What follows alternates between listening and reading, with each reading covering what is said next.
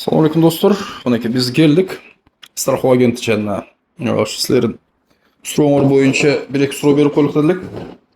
Kechirasiz. Mana men mashinam qamsizlantirilgan. Ur oldim. Biroq men to'g'ri emas bo'lib chiqib qoldim-da. Endi men ur olgan mashinaga negizli sizlar to'lab berish keraksizlar. Shundaymi? O'sha bo'yicha bunday protsedurani aytib berasizmi? Keyin biz mashinangizni urganimizda mashinangizni ayıp qo'rg'oga kirgizdi. Gaychi, buga sizlarning tishinglar bormi, yo'qmi, o'sha bo'yicha. Gayning ayıp qo'rg'o emas, men tishi yo'q. Bizga nima? Sizlar protokol olib kelib berdingizlar. Ikkinchi huquq kodeksining 192 emasmi, berendesini negizida bizga binolarda tartib. Bizga o'sha protokollar yo'q.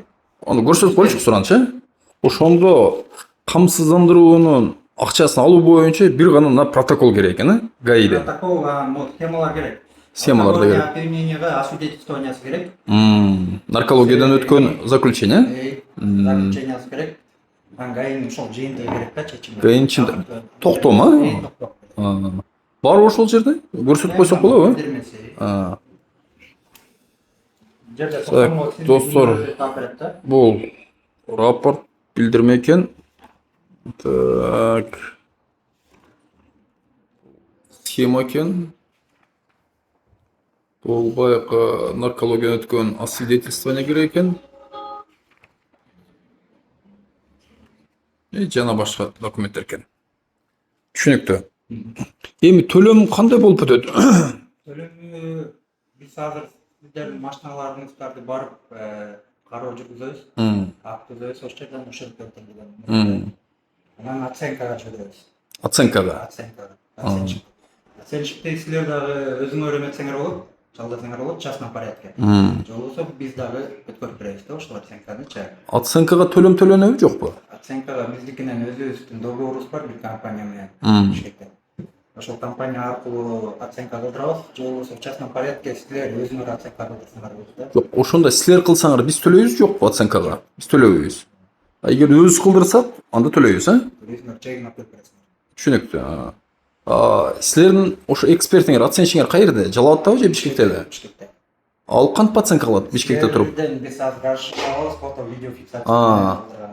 Фото видео фиксация менен разрешение кылат, Разрешение, өзүңөрдүн разрешениеңер менен силер өзүңөр уруксат бересиңер, ушундай кылдырганга макулмун деп. Биз барып азыр болгон детальдарды тартып, анан жана иш жагынан детальдар кетсе, биз ошол уста менен сүйлөшүп, уста айтып берет да, жер жабыркага мындай эмес, алмаштырыш керек депчи. Бул видеолорду жиберип, оценщиктин иши экен да ошондо. Ошондо акча канча убакытта келип калат буюрса? Негизи акыркы документтерди силер предоставлять эткенден кийин бизге тапшырып бергенден кийин. Кайсы документтерди айтып атасыз азыр оценкадан кийин? Ошол оценка келгенден кийин силер азыр тапшырып бербедиңерби? Берүү деген ушул ГАИнин жана протоколуна коюп бербейт ушундай. Ошол бизге акыркы документ чогулгандан кийин 1 ай срок бар да. 1 айдын ичинде төлөп бересиңер, Ага чейин машинаңызды кылдырып беребиз. Ага чейин машинаңарды кылдырып бересиңер. Сиз дүнөлүк тарап бияктыкын мен пока кылдырып берейин, бул тарап деген мен страховканы азыр бит алган деп айтып болсо, сиз кылдырып бересиз, бияктан доверенность алып аласыз. Мен кылдырып бердим. Страховой возмещениени өзүңүз алганга өтөт депчи. Ошондо акча оценщиктин баягы заключениясына багылык болот экен да. Оценщик канча ущерб келди десе, ошончо акчаны силер төлөп берет экенсиңер, Түшүнүктүү. Чоң рахмат.